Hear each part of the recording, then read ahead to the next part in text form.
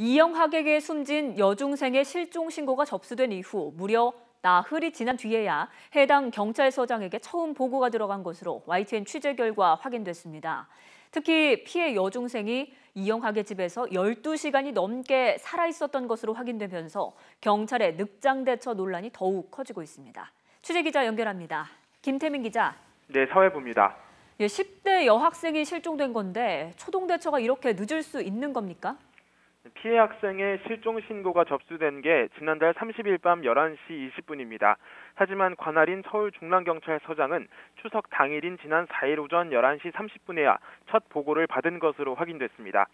경찰 내부 규칙인 실종 아동 등의 업무 처리 규칙에 따르면 실종 신고를 받은 관할지의 경찰서장은 즉시 현장 출동 경찰관을 지정해 탐문 수색하도록 돼 있습니다. 경찰은 상황을 지휘할 경찰서장은 물론 당시 상황실장 등 윗선 어느 누구에게도 보고하지 않은 것으로 확인됐습니다. 내부 규칙을 위반한 건데 경찰 관계자는 실종 신고를 받았을 당시 심각한 상황인 줄 모르고 단순 가출로 판단했다고 설명했습니다. 실종 신고가 접수된 지난달 30일은 연휴를 맞아 경찰이 추석 명절 특별 치안 활동 기간으로 지정해 대대적인 방범 활동을 벌이던 시기였습니다. 늑장 보고는 물론이고 현장 경찰들의 대응도 논란입니다. 실종 신고 다음 날인 지난 1일 밤 9시 무렵 피해 여중생의 부모로부터 딸이 이영학의 집에 놀러 갔다는 사실을 전해 들었지만 바로 수사를 시작하지 않았습니다. 심지어 다음 날인 지난 2일 오전 11시쯤 이영학의 집으로 찾아갔지만 인기척이 없고 방문이 잠겨 있다며 그대로 철수한 것으로 확인됐습니다. 뒤늦게 이영학이 아내의 자살방조 혐의로 내사를 받고 있다는 사실을 한 담당 경찰들은 오후 5시 반쯤 이영학의 집으로 들어갔지만 역시 다른 혐의점이 없다며 현장을 나왔습니다. 결국 경찰은 서장이 보고를 받은 지난 4일에야 처음 합동수사팀을 꾸렸고 다음 날 이영학을 서울 도봉구 은신처에서 긴급 체포했습니다.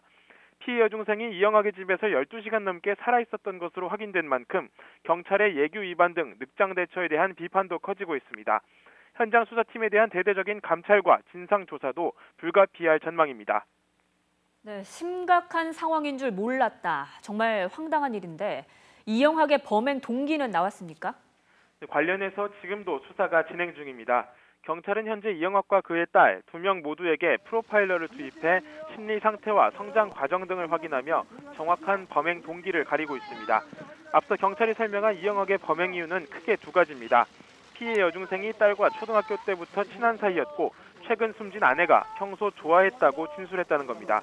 경찰은 내일 오전 9시 최종 수사 결과를 발표하는데 거기서 범행 동기와 사건 경위 등이 자세히 밝혀질 예정입니다. 이영학과 함께 시신을 유기한 혐의를 받는 딸 이양의 구속 여부도 오늘 내로 정해집니다. 경찰은 이양이 살인 행위에 가담하지 않은 것으로 보고 있지만 피해자를 유인하고 수면제를 건네는 등 사실상 방조한 혐의가 있다고 보고 있습니다. 경찰은 살인과 시신 유기에 대한 수사가 마무리되는 대로 이영학 아내의 투신 사건과 성매매 알선 의혹, 후원금 유용 정황 등도 추가로 수사할 방침입니다. 지금까지 사회부에서 전해드렸습니다.